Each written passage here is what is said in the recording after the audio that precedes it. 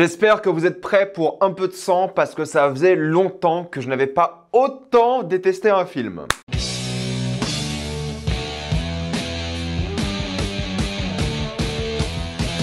Les cartes du mal. J'ai envie de mettre les cartes de merde dans la miniature ou un truc comme ça. Je n'ai pas encore décidé. Comme d'habitude, jusqu'à la minute indiquée dans le titre de la vidéo, il n'y aura pas de spoilers, restez tranquille, après on va tout spoiler. Les cartes du mal est l'histoire d'un groupe de jeunes étudiants qui ont loué une magnifique maison et ils recherchent de l'alcool. Mais dans leur recherche de l'alcool, ils vont trouver un paquet de cartes de tarot assez particulier qui va faire que chaque carte maudite va les pourchasser dans la vraie vie et ça sera à chaque fois des créatures différentes. J'avais envie de voir ce film pour la simple et bonne raison que la bande-annonce avait l'air pas trop mal. J'aime bien le concept, j'aime bien voir des étudiants se faire démolir et tuer dans des films, parce qu'ils sont généralement insupportables et c'est drôle du coup de les voir mourir. Mais surtout, j'aime bien les monstres dans les films d'horreur. Je me suis dit, ok, peut-être les cartes seront intéressantes, il y aura des monstres cool, et l'idée d'à chaque fois d'être poursuivi par un monstre peut être vraiment sympa. Ça peut faire genre des mini-slashers, et s'ils arrivent à gérer leurs différentes séquences, ça peut être vraiment divertissant. Sans exagération, et je vous jure que c'est vrai, c'est l'un des pires films que j'ai vu de ma vie. Sans hésiter, 0,5 sur Letterboxd, parce qu'on peut pas mettre 0, c'est la seule raison. Je vous jure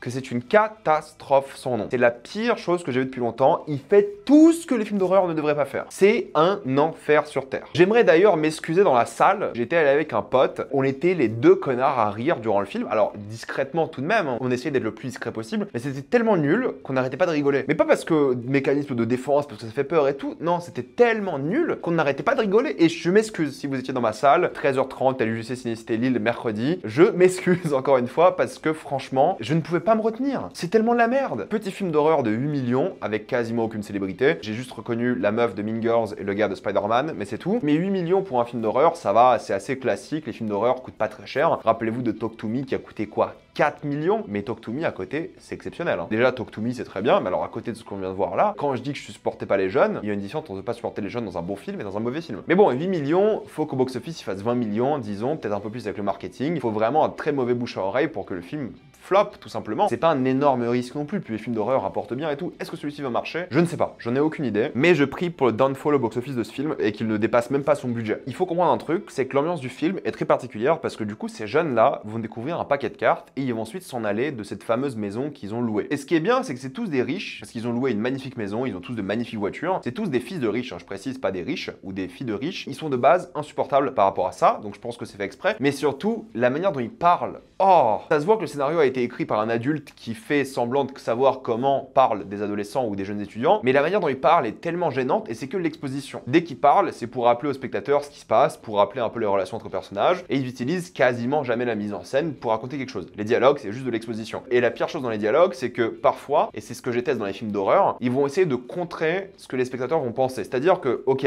là, t'es poursuivi par des monstres, quand quelqu'un va proposer de se séparer, le film va essayer d'expliquer pourquoi c'est pas bien de se séparer. Et ils vont faire ça constamment. Ils vont expliquer constamment pourquoi ils font les choix scénaristiques qu'ils font, plutôt que laisser les personnages faire ses choix sans les expliquer à haute voix. Donc déjà, c'est insupportable et c'est pas comme ça qu'on écrit un scénario, sauf si tu fais un film pour débiles, comme c'est le cas ici. Donc il t'explique les relations à haute voix entre personnages, il t'explique le scénario, il t'explique tout le temps, constamment, c'est l'exposition pendant 1h30. Et si je peux parler d'1h30, Dieu merci, ça n'a duré qu'1h30, mais ressenti, c'était 2 fois la durée de Killers of the Flower Moon. Durée 7 heures. Je préfère regarder 2 fois d'affilée Killers of the Flower Moon que me retaper ce film. Je décode même pas avec ça. C'était tellement long pour rien. 1h30 alors que c'était plié en 15 minutes. C'est un court métrage qu'il fallait faire. Les dialogues sont insupportables parce que les acteurs sont catastrophiques, sont tous mauvais, ils essaient de pas en faire des caisses mais du coup ils en font, ils sont tellement gênants, ils ont aucun talent et c'est triste parce que je pense que ces acteurs là ils peuvent jouer de meilleurs rôles mais les répliques qu'ils doivent dire, déjà t'as envie de rire parce que c'est ringard, c'est nul, c'est cliché, c'est vraiment mal géré de tous les points de vue, mais comment ils jouent mal. Quand ils essaient d'être trop sérieux, c'est risible, lorsqu'ils font des blagues c'est risible parce que les blagues sont mauvaises, c'est super mal joué et ils sont gênants en fait à l'écran, ils ont aucun charisme, c'est juste horrible et j'aime pas critiquer les acteurs d'habitude parce que je dis souvent que c'est la faute du réalisateur, du montage et tout, mais là le zéro charisme, le charisme inversé. Et du coup, t'as envie que ces gens-là meurent. Tu dis, ok, les gens sont tellement supportables, leurs relations sont tellement insupportables, puis ils essaient d'avoir des relations, des histoires d'amour, des trucs et tout. Oh là là là là là là. Et puis t'as une grosse thématique sur la destinée. En gros, je vous explique, c'est trop drôle. Je vous spoile pas, mais c'est trop drôle. Le personnage principal, elle a perdu sa mère, et le seul moyen qu'elle a réussi, elle, pour faire face à son chagrin, c'est d'essayer de prédire le destin des gens. Du coup, elle est à fond dans l'astrologie, dans les cartes de tarot et tout, elle est à fond. Et la thématique du film, c'est le destin. Est-ce qu'on peut se battre contre le destin? Et l'histoire du film, genre l'explication des cartes de tarot, parce qu'il faut forcément une explication avec des flashbacks d'il y a 300 ans et tout, bref, l'explication n'a rien à voir avec le destin. Rien à voir, aucun rapport. Les deux thématiques sont pas liées, quoi. Du coup, l'arc du personnage principal n'est pas du tout lié lié à l'histoire du film. Et à la fois, t'as même une réplique, je vais pas vous la spoiler, qui est par rapport à ça, mais ce que je viens de voir n'a aucun sens. Et le pire, c'est que du coup, après avoir loué cette maison, ils s'en vont de la maison. Du coup, c'est même pas un huis clos où c'est dans une maison et les gens vont se faire chasser un par un. Pas du tout. Ils vont chacun faire leur vie, et vu qu'ils ont à chaque fois eu le droit à une carte, la meuf, elle lit l'horoscope de tout le monde, et ils ont tous le droit à une carte, et du coup, la carte qu'ils ont va les chasser dans le film. Ils ont tous le droit à une séquence d'horreur, entre guillemets, où ils se font chasser par une créature. Mais c'est pas qu'ils se font chasser par une créature, c'est qu'en gros, ils vont se balader ou dans leur dortoir ou dans la rue, et t'as une créature qui va apparaître au loin, disparaître, réapparaître de manière plus proche, disparaître, causer des choses environnementales comme éteindre les lumières, faire du bruit, des choses comme ça, réapparaître, disparaître, et en boucle, comme ça, pendant tous les meurtres. Tous, c'est le même procédé. Le même procédé filmique. La même chose. Exactement. Tout le temps. Et c'est des jumpscares après jumpscares. Chaque séquence de personnes qui meurent doit avoir au moins 5 jumpscares. Avec la musique à fond qui essaie de te faire sursauter à chaque fois, et c'est tellement prévisible et tellement nul que tu ne sursautes même pas. Normalement, t'es au cinéma, un jumpscare c'est censé te faire sursauter. Juste avec le bruit, en fait. T'es humain, tu sursautes quand il y a du bruit. Je vous jure, j'étais pétrifié, non pas parce que j'avais peur, mais parce que j'étais une statue dans le sens où ça me faisait tellement rien, parce que c'était tellement nul, et c'est ça sur tous les meurtres. Il y a un meurtre qui est un petit peu différent, j'avoue, avec un fameux magicien où il joue un peu sur la scène des magiciens et tout, mais c'est un truc que tu vois dans la série télé d'il y a 25 ans. On dirait que c'est sorti un épisode de Buffy les vampires, bref. Mais c'est le même procédé et c'est ça, c'est que des jumpscares après jumpscares, et la réalisation est catastrophique par rapport à ça. Déjà, tu ne vois rien tout le film, c'est hyper mal monté. Le film ne respecte pas ses propres règles. Exemple tout bête, à un moment, il y a un monstre qui va donc faire le même procédé, jumpscare, jumpscare, apparaît, disparaît, jumpscare, bref, nul. D'ailleurs, il y en a un, il fait ça au moins 20 fois. Il apparaît, il disparaît 20 fois. C'est pas une blague. Et du coup, dans le film, on t'explique que les monstres savent où est la personne. Parce que du coup, la personne est maudite et du coup, les monstres savent où elle est. Et t'as quand même un monstre qui va rechercher une femme à un moment. Donc en gros, le monstre, il sait plus où est la femme parce qu'il s'est caché. Alors que dans tout le film, on t'explique qu'ils savent où est la personne parce que la personne est liée à ce monstre. Et forcément, le monstre sait où elle est. Et c'est pour ça que tous les monstres arrivent facilement à tuer des gens. Ils peuvent pas échapper à leur destinée. C'est ça, entre guillemets, la thématique qui est mal gérée à la fin. Mais bref, ils peuvent pas y échapper. Et quand même, dans le film, à un moment, t'as une meuf qui se cache du monstre. Et le monstre passe à côté de la porte, la trouve pas. Mais tocard va. T'es lié à elle, tu sais où elle est. Un monstre qui est pas du tout utilisé. Genre, il est teasé, il est pas utilisé. Les costumes des monstres, c'est juste des gars en costume. C'est tous les mêmes designs. Alors oui, il y en a un qui aura un chapeau de rigolo de clown et puis l'autre qui aura un truc un peu différent. Mais c'est des humanoïdes, bipèdes, tous normaux, classiques. Et tu dis que, ok, il y en a un, c'est la carte du démon. Ça va peut-être un peu plus une chèvre, un truc comme ça. Tu le vois pas.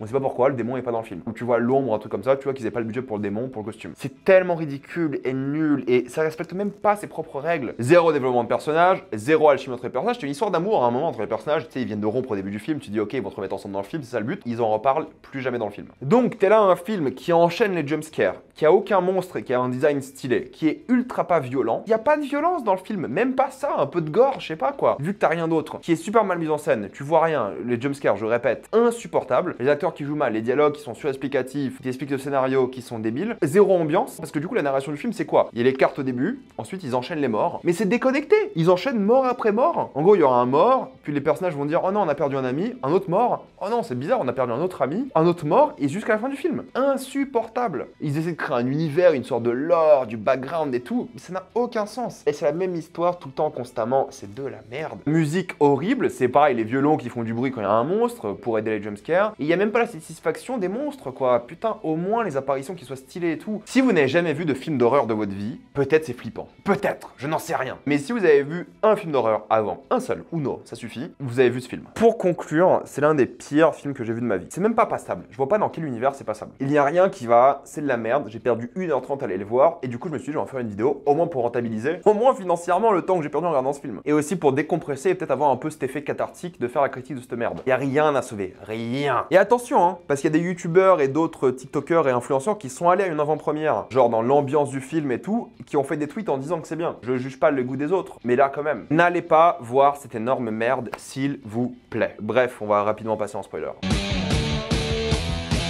Il fallait qu'ils inventent un truc d'une sorcière qui s'est fait tuer parce que le prince de je sais pas quoi, les couilles, oh pourquoi? Il était astrologue, il racontait sa vie, que le destin lui a pas plu, elle s'est suicidée, du coup elle possède des cartes. Pourquoi on peut pas juste avoir des cartes de tarot maudit et puis basta? Pourquoi? Et il faut lire son horoscope pour la tuer, et tu peux te cacher des monstres alors qu'on te l'explique pas, puis t'as le gars de Spider-Man à la fin qui survit sans raison, parce que oui les monstres ils peuvent pas tuer les autres personnes quand il y a d'autres personnes qui les voient. Les autres monstres ils tuent des gens comme ça, ils s'en battent les couilles. La fin, en plus, c'est exactement la même fin que Get Out. C'est horrible. Et à la fin, c'est trop gênant. T'as la meuf qui fait fuck fate, fuck le destin et tout. C'est quoi ce délire? En plus, ils essaient de dresser un parallèle avec la personnage principale et en même temps la méchante qui ont tous les deux perdu quelqu'un. Et du coup, ils ont trouvé le réconfort dans l'astrologie et tout. Et au final, ils disent bah fuck l'astrologie, fuck le destin, on décide de nous-mêmes. Mais ils oublient toutes les histoires d'amour, ils oublient tout.